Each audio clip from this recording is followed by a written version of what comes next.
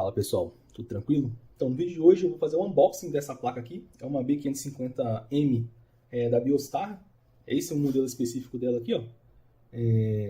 B550MX e Pro. É uma placa assim que eu achei muito interessante. Foi comprado na Terabyte no valor de R$500. E pelo preço, pessoal, eu achei muito legal o que essa placa oferece, pelo menos ali no quesito do layout da GPU, da placa-mãe, né? Questão de slots de memória, slots PCI, slots M2, é uma placa bem completinha. Então, pessoal, essa aqui vai ser a placa do meu PC de testes aqui no canal. A placa que estava vindo do AliExpress, que eu comprei por R$53, por incrível que pareça, os infelizes barraram de entrar no país. A do meu amigo lá que comprou no mesmo dia que eu chegou, passou batidão na receita e chegou, deu sorte. Infelizmente a minha vai voltar, vou receber o dinheiro de volta, mas a questão não é nem essa, né? A questão é que quando que você vai conseguir uma placa daquela por R$53, né? E eu consegui e os infelizes devolver. Mas aí, o sistema tá aí pra isso, né, pessoal? Só pra nos ferrar de todos os jeitos possíveis e imagináveis, né? Não tem muito o que fazer, não, referente a isso, não.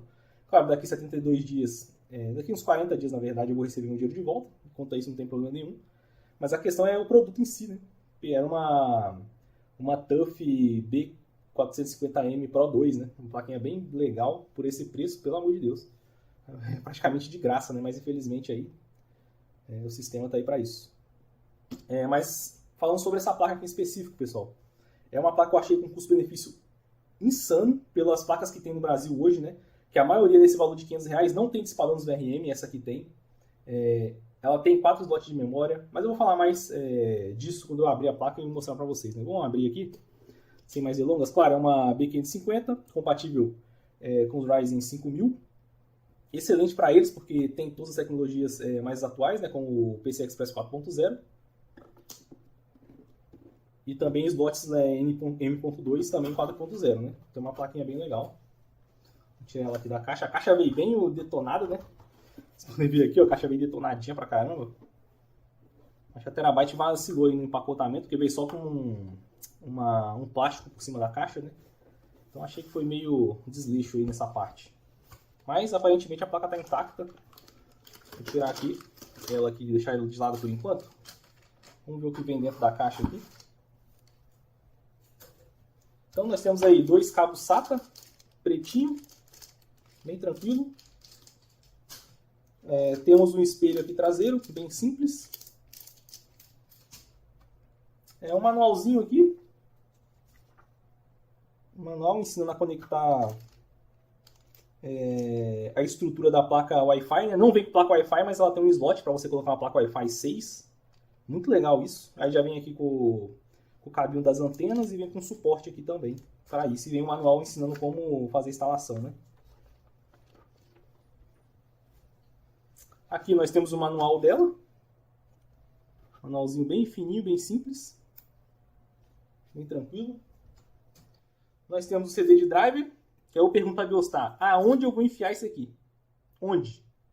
Eu não sei pra que esses caras mandam ainda CD. Ninguém tem leitor de CD mais nos PCs. Só pra gastar plástico à toa, né? Poluir a natureza ainda mais. Completamente desnecessário. Vamos fechar aqui a caixinha. Vamos pra a placa em si, né? Vocês vão entender o que eu tô falando, pessoal. Eu achei ela muito custo-benefício. Tirar aqui. Vocês vão ver que ela tem um layout bem interessante.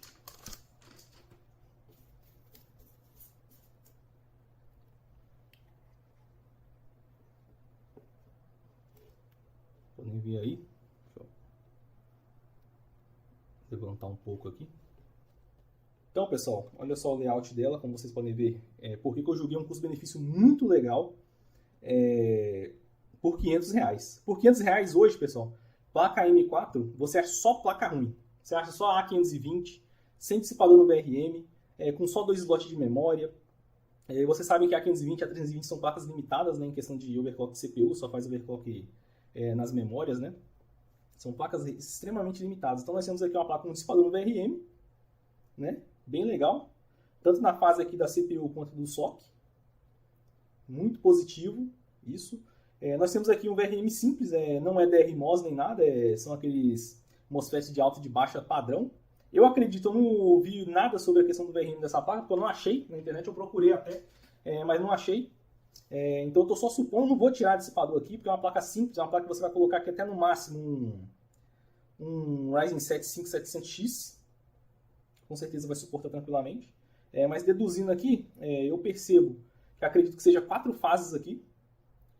São 2 fases a cada 2 bobinas aqui, provavelmente, acredito eu. E são MOSFETs, olhando aqui por baixo do dissipador, eu vejo que são MOSFETs simples de baixa e de alta, não é DRMOS, né? É óbvio, numa placa com um valor desse, é óbvio que seria assim, né? Então o que eu achei mais interessante nessa placa é o layout dela, pessoal. Ela é uma placa bem completa. Como nós podemos ver, nós temos aqui um conector de 8 pinos de energia, de 24 pinos padrão. Mas o que nós temos? Nós temos 4 módulos de 4 slots, né, de memória, onde é uma placa que suporta até 128 GB. Então você tem margem para fazer o upgrade de memória tranquilo. Nós temos um slot para você colocar uma placa Wi-Fi 6 aqui, específico para o Wi-Fi 6. Muito legal, não vem incluso a placa, mas tem aqui o slot para você só plugar ali, ligar as anteninhas como eu mostrei, e já funcionar o Wi-Fi. Então é uma placa bem completa nesse quesito. Nós temos 2 slots M.2, onde um vai ser um PCI Express 4.0, né, que vai ser controlado pela CPU, e o outro vai ser controlado pelo chipset, só que no caso vai ser 3.0. Nós temos PCI Express 1X, que é para você colocar, sei lá, uma placa de áudio dedicada, uma placa de captura de vídeo, né, etc. Eu gostei dessa posição, por quê? Porque nessa posição, como é uma placa curta, se você botar uma placa muito larga aqui, uma placa muito grossa, né, uma placa de vídeo no caso, você não teria como colocar uma placa aqui, usar esse slot aqui, como se fosse uma placa de captura de vídeo, né, ou uma placa de som. Mas aí você tem a opção de colocar acima da GPU, nesse slot aqui, 1X. Eu achei isso muito legal mesmo. Da mesma forma, o PCI, o SSD, né, NVMe, você também vai conseguir plugar em cima da placa de vídeo, onde tem a menor incidência de temperatura, né? Isso eu gostei demais também dessa placa, gostei muito mesmo. Eu gostei bastante do layout dela, pelo preço, né? Esse aí você tem aqui no slot PCI Express 16 4.0 também, sendo controlado pela CPU, esse principal aqui. E esse de baixo, eu não entendi direito, porque eu olhando lá nas especificações da placa, fala que é 16X 3.0, porém, ele dá a entender que no caso esse aqui é só 4 linhas. Ele tem todas as ligações aqui, de 16 linhas, né? Mas aparentemente ele só funciona até 4, né? Só funciona até 4 linhas, pelo que eu entendi. Nós temos aqui, claro, um conector USB 3. Nós temos 4 SATA, que vai ser mais que o suficiente aí para mim, que eu vou usar mais um SSD NVMe, né? De 2 TB, que eu uso na minha máquina hoje para armazenar os jogos. Só que agora eu vou usar nessa aqui, que os jogos vão ficar nessa, né? Eu vou fazer teste nessa placa. O que mais que eu posso citar? Nós temos 2 headers de fan de gabinete, né? Para você conectar aí. E um de processador, óbvio, tem que sempre que ter. É obrigatório. Então nós temos um da CPU e 2 ali para fãs, né? Mas o que eu posso citar? Temos aqui conector de áudio, padrãozinho. A versão dessa placa aqui, como vocês podem ver, é a mais atual, é a versão 6 da placa. A saída dela aqui, o I/O, né? Dela, nós temos aqui o velho PS2 aqui, não sei para que eles colocam isso aqui ainda nas placas-mães, acho uma besteira. Temos aí 4 USB 3.0, né? Provavelmente é o 3.1, o 3.2, não sei, mas é 3.0, não sei ao certo qual versão. Nós temos aqui 2.0, que é mais para você colocar o mouse e o teclado ali. Temos aqui saída de vídeos, várias, né? Também acho que poderia, sei lá, tirar essas saídas aqui mais antigas e colocar só uma HDMI ou uma DisplayPort. Preferencialmente uma HDMI, tem uma VGA e uma DVI, mas podia tirar esses padrão antigo, né? Se bem que até é bom, né? Para a pessoa que vai usar uma APU, geralmente está com um monitor mais antigo, né? É até bom ter essas saídas mais antigas, na verdade. É um ponto positivo. Placa de som simples, plaquinha bem simples aí, um conector aí RJ45 de conexão de internet. Então tá aí, essa é a plaquinha bem simples. Algo que eu estou bem curioso para ver nela é o BIOS dela, que eu nunca tive uma placa da Biostar, não sei como é o BIOS. Estou bem curioso para ver se ele tem as opções, né, de alterar a latência das memórias. Espero que tenha, né, de alterar a latência de memória, clock de memória, alterar, mexer no PBO do processador. Eu não sei se tem, eu espero que tenha. Se tiver, vai ser muito benéfico. Outra coisa bem legal é a bateria dela que fica acima da placa de vídeo. Então, se você tiver que alguma hora tirar a bateria da placa de vídeo, você não precisa tirar a placa de vídeo de cima, né? Porque na grande maioria das placas, a bateria fica embaixo da placa de vídeo. Então, o layout dela é bem assim, é bem sóbrio, é bem, como é que fala? Funcional, né? É um layout bem funcional mesmo, bem completo. Como eu falei, ela tem lá a tecnologia, claro, o PCI Express 4.0, que é muito legal, principalmente para essas placas atuais, que estão vindo com barramento 8x 4.0, né? Eles compensam esse barramento só 4x, não, 8x sendo 4.0. E em placas PCI Express 3.0 acaba muitas vezes perdendo performance. Você perde performance porque não tem o PCI Express 4.0. Então essa placa aqui você já está tranquilo quanto a isso. É uma placa muito completinha. Acho que eu já falei aí o principal da placa-mãe. Agora a segunda parte do vídeo nós vamos ver como que está a questão do BIOS dela. Vamos conhecer a BIOS dela. Bom, pessoal, vamos aqui dar uma olhada no BIOS da placa, né? Mostrar para vocês as coisas mais importantes aqui. Aqui nós temos a página inicial, né? Onde você consegue ver informação sobre o processador, que é o clock base e a tensão. A memória também, que é o clock que ela está operando aqui, a tensão. Essa temperatura que eu não sei do que é, não sei se é do chipset, ou se é do VRM da placa, ou se é do processador, não sei. Que é data e hora, né? Aí você troca a data clicando aqui na data, ó. Aí você consegue alterar a data. Aqui nós estamos no BIOS B55D S505, que é um BIOS do mês 5, do dia 5/5 de 2022, que é uma BIOS já antiga, mas essa é a Geza 1207, onde que essa Geza já tem aquele problema do FTPM, que é aquele stuttering do FTPM resolvido, né? Então isso é muito legal. É um BIOS assim que pela utilização que eu fiz aqui na placa tá funcionando certinho, então mesmo sendo um BIOS antigo, ela tá bem funcional. Aqui em avançado, nós temos algumas opções bem importantes, né? Que eu tenho que falar para vocês. Nós temos aqui o Trust Computing, que é onde você pode ativar ou desativar o TPM da placa, né? Então, se você tiver, por exemplo, alguma suspeita que esse problema do TPM não foi resolvido, você pode desativar simplesmente vindo aqui em FTPM, ó, um TPM Type, porque o FTPM é um recurso TPM via firmware do processador, né? Que é o processador que tem essa função. Aí se você vir aqui no DTPM, é o que? A placa vai pedir acesso a uma plaquinha TPM, né? Eu uso uma na minha TUF, você compra a parte, pluga na placa-mãe, aí se você botar ali, ele vai tentar achar um TPM via hardware, né? Que no caso é uma plaquinha. Como você não vai ter uma dessa instalada na sua placa-mãe, ele vai desativar o TPM. Então se você tiver suspeita que esse TPM está causando stuttering, você vem aqui e coloca DTPM assim, ó. Aí vai estar desativado. Uma outra coisa aqui bem importante é aqui CPU Configuration, né? Onde que aqui você tem acesso às configurações da sua CPU. Você consegue desativar ou desativar a virtualização, né? Para instalar tipo máquina virtual, né? VirtualBox, essas coisas. Aquele emulador lá de celular, de Android, que eu esqueci o nome agora. Então você precisa disso aqui habilitado. Ele vem habilitado já. Deixa habilitado, não tem por que desabilitar. Temos aqui também opções de energia do CPU, né, que é o Global C State Control. Nós temos aqui o SMT, que no caso Hyperthread, vamos dizer assim, do processador. Você pode ativar ou desativar aqui. Aqui é isso. Aqui em PCI, Subsystem Settings. Aqui é onde você vai ativar ou desativar o Resizable Bar, né? Então, para ativar o Resizable Bar, você tem que vir aqui em Above 4G Decoding. Você clica aqui, ativa ele. Aí vem aqui em Resizable Bar e coloca em alto. Porém, para você conseguir dar o boot na placa-mãe, porque se você fizer só isso e salvar, apertar F10 lá e salvar e sair, a placa não vai dar boot, né? Não vai dar imagem. Para dar imagem com o Resizable Bar ativado, você tem que vir aqui em CSM e desativar o CSM. Fazendo isso, aí a placa vai funcionar direitinho com o FTPM ativado. Com o FTPM não, com o Resizable Bar ativado, né? Isso é necessário para ativar o SEM. Outra coisa importante aqui, nós temos aqui a AMD CBS, onde você tem outras configurações aqui da CPU. Não recomendo mexer nisso aqui não, para falar a verdade. Mas aqui, pessoal, a AMD Overclocking é uma parte que eu achei que você clica em aceitar, né, para vir para essa área aqui, é onde você consegue fazer uma configuração no PBO, né? No Precision Boot Overdrive, você consegue alterar ele, o algoritmo.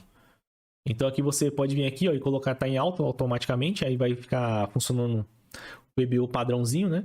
Mas se você quiser fazer tudo manual, igual eu gosto de fazer, você pode vir aqui em avançado, ó, e você tem todas as opções. Por exemplo, que eu tenho lá na minha TUF. Eu achei que eu não teria isso nessa placa, eu fiquei surpreso com isso. Então aqui você pode vir em PBO Limits, você pode setar na mão.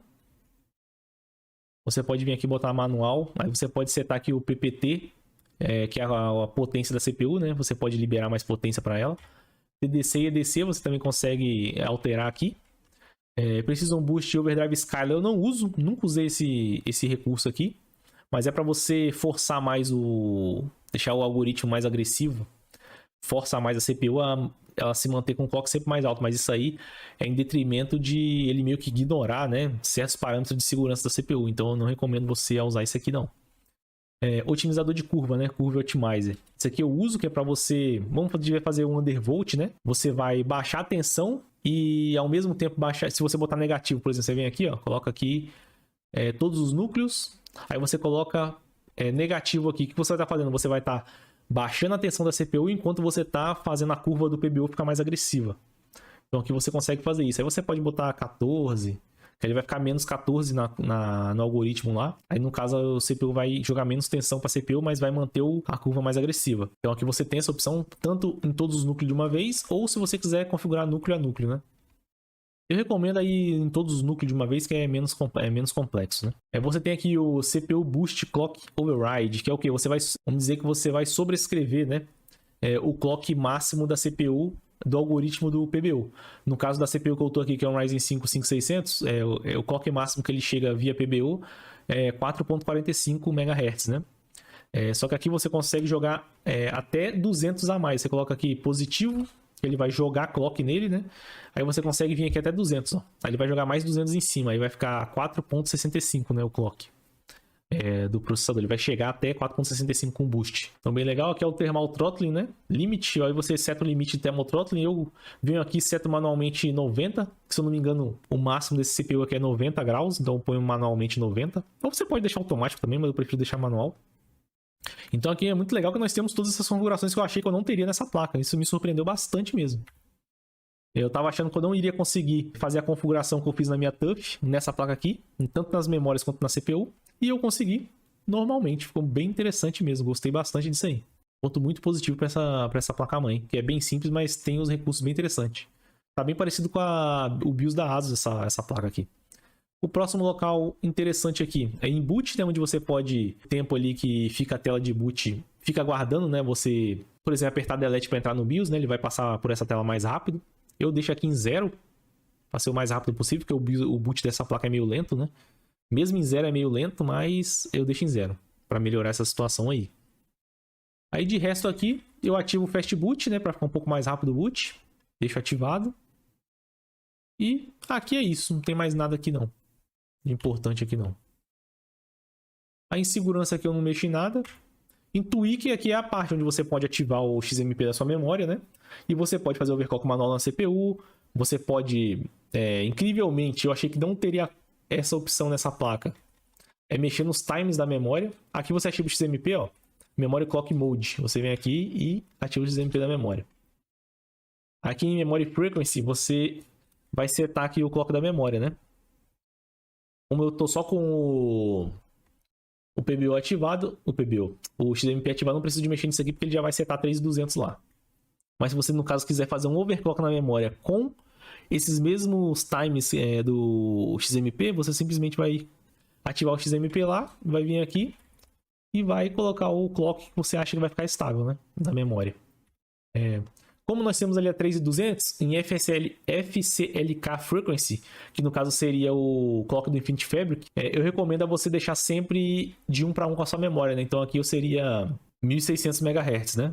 Poderia deixar 1600 aqui, porque é só você dividir o clock da sua memória por 2, né? Aí vai dar 1600, que é o clock que você tem que colocar ali para ficar 1 para 1 com a memória, que vai ser a melhor, vamos dizer assim, relação de performance. Aqui que tá o pulo do gato, ó. Aqui a gente consegue alterar as latências, ó. Eu consegui botar todas as latências que eu configurei na minha placa-mãe da ASUS aqui nessa plaquinha. A ordem aqui é um pouco diferente. Na verdade é bem diferente a ordem aqui onde fica os times, porém o nome é tudo igual, o da ASUS. É só você e nome a nome, né? Se você já tiver configurado, por exemplo, eu tirei uma foto lá da BIOS da minha placa, da ASUS, que eu já tinha configurado os time. Aí eu só fui jogando aqui, fui vendo o nome ali e jogando o time. De boa. Aqui você coloca o command rate da memória, ó. Coloca T1 ou T2, eu deixo T1, né? Então é uma placa bem completinha, cara. Eu não imaginava que era assim esse BIOS aqui. Aqui o Load Line Calibration, isso aqui eu só recomendo você usar se você for fazer o overclock manual, né? Que é para mitigar a questão do V-drop da placa, né? Que é quando a GPU entra em muita carga ou a tensão da CPU cai. Então isso aqui é para mitigar isso. Nós temos aqui as tensões da CPU, do socket da CPU. No socket eu sempre recomendo a vocês a colocar 1.1 volt, né? Então você coloca aqui em Override e coloca aqui 1.1 volt, só botar a tecla mais até chegar a 1.1 volt. Pronto, eu recomendo isso. Aí como a gente já ativou ali o XMP, a tensão da memória vai estar o padrão da memória, que é 1.35 volts, né? Mas se você quiser acrescentar tensão, você vai acrescentar tensão em cima dos 1.35 volts. No caso, para mim, eu deixar 1.4, que é a configuração que eu fiz na memória. Eu tenho que colocar 0 mais 0.2, né? Aí ele fica 1.4 certinho a tensão. E aqui são as outras tensões que eu não mexo. Geralmente eu não mexo nisso aqui. Aqui, pessoal, você consegue até mesmo, ó, que interessante, cara, uma placa simples dessa você consegue salvar perfis. Igual já tem um perfil meu salvo aqui, ó, vou até carregar ele aqui, ó, restaurar. Pronto, tá restaurado o perfil, a configuração que eu já tinha configurado antes, né? Aí para salvar o BIOS é só você apertar F10, né? Normal, coloca F10.